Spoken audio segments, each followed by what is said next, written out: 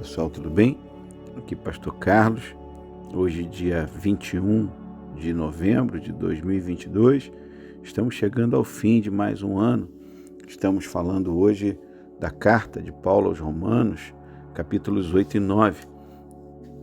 A carta de Paulo aos Romanos, ela tem características muito especiais.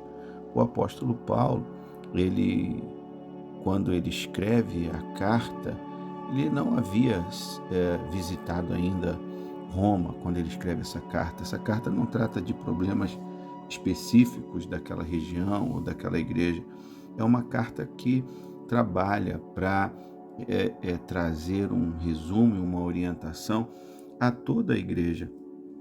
Paulo, ele já tinha aqui alguns anos já de ministério, de vida com Deus, de vida com Jesus. Então Paulo chega a Roma pregando e ensinando um evangelho com maturidade. Ele já, com sua experiência, por tudo que ele já havia passado nas viagens missionárias e nas dificuldades que ele conviveu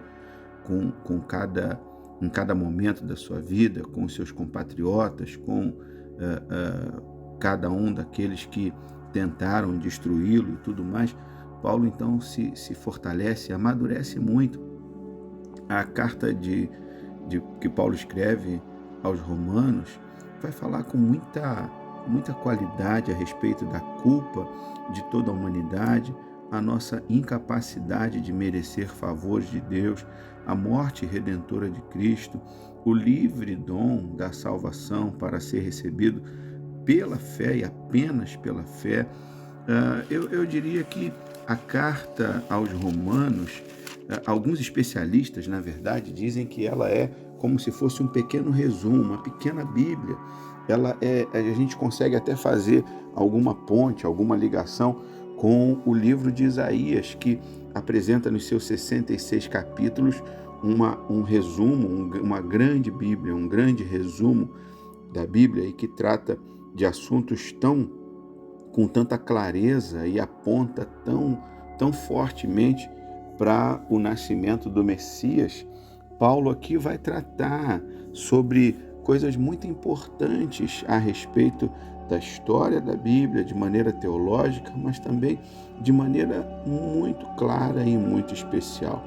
Começa no capítulo 8, falando que nenhuma condenação há para os que estão em Cristo Jesus. Isso é poderoso demais, porque não importa o pecado, o tamanho, o tipo do pecado que se tenha cometido, Cristo é poderoso para perdoar qualquer tipo de pecado. Não há pecado maior do que o nosso Jesus Cristo. Ele é poderoso e o texto diz: nenhuma condenação há para os que estão em Cristo Jesus. Mas depois disso, ele começa a colocar algumas condicionais. E ele estabelece, por exemplo, dizendo que a lei do Espírito da vida em Cristo te livrou da lei do pecado e da morte.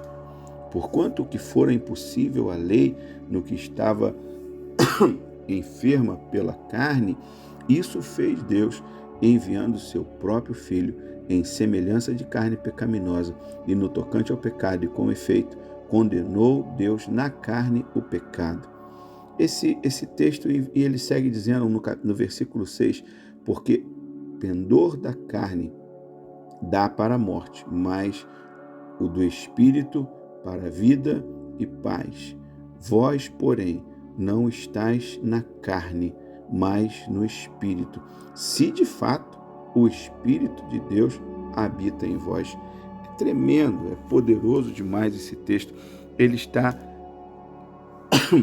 considerando, está colocando para nós que nós não podemos nos fiar, nos garantir na nossa própria capacidade, na nossa própria qualificação para resistir ao pecado.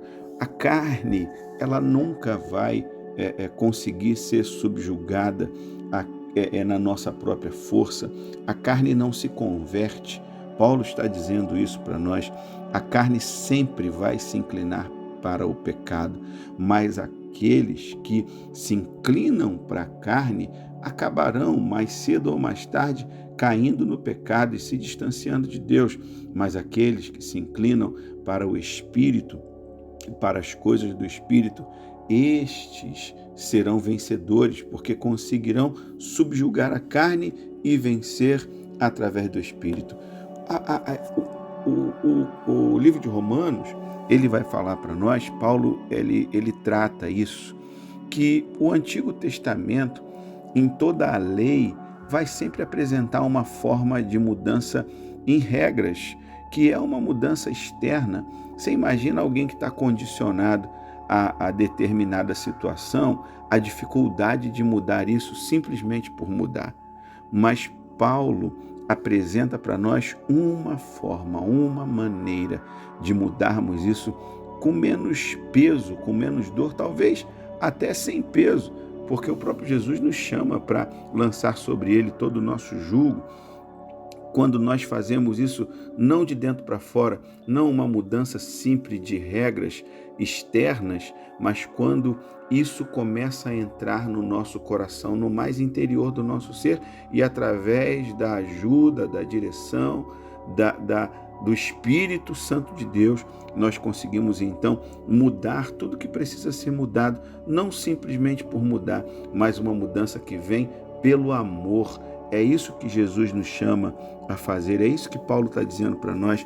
Paulo está dizendo que, no versículo 18, porque para mim tenho por certo que os sofrimentos do tempo presente não podem ser comparados com a glória que há de ser revelada em nós. Também vai dizer ainda nesse capítulo 8 que o Espírito semelhantemente nos assiste em nossa fraqueza, porque nós não sabemos como orar, mas o Espírito com E maiúsculo, o Espírito Santo, intercede por nós com gemidos inexprimíveis. Sabemos que todas as coisas, esse versículo é um dos versículos chaves para a minha vida, Romanos 8, 28. Sabemos que todas as coisas cooperam juntamente para o bem daqueles que amam a Deus. Eu imagino que estou falando com alguém que ama a Deus, daqueles que são chamados segundo o seu decreto, ou em uma outra versão, numa outra linguagem, chamados conforme o seu propósito. Eu espero que você receba, seja cheio, tenha o seu coração cheio de amor por Deus e permita que todas as coisas, independentemente de como elas são, às vezes situações que reputamos como adversas, você possa perceber que elas cooperam para o seu bem. E aí segue todo esse capítulo 8, dizendo que quem pode nos separar do amor de Deus que está em Cristo Jesus? Será que as lutas, as dificuldades, a vida, a morte, os anjos, principados, coisas do presente, coisas do futuro, poderes, ou alguma outra altura, profundidade, qualquer outra criatura poderá nos separar desse amor de Deus?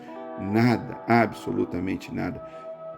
Depois, então, no capítulo 9, Paulo, ele passa então a questionar a incredulidade dos judeus, porque eles nunca perceberam que a apresentação da lei estava tentando trabalhar seu comportamento, mas, como disse, não de maneira apenas externa, precisava ser pela fé. E é isso que Paulo vai apresentar para nós, quando ele fala dos judeus que não conseguiram, então, manifestar essa fé.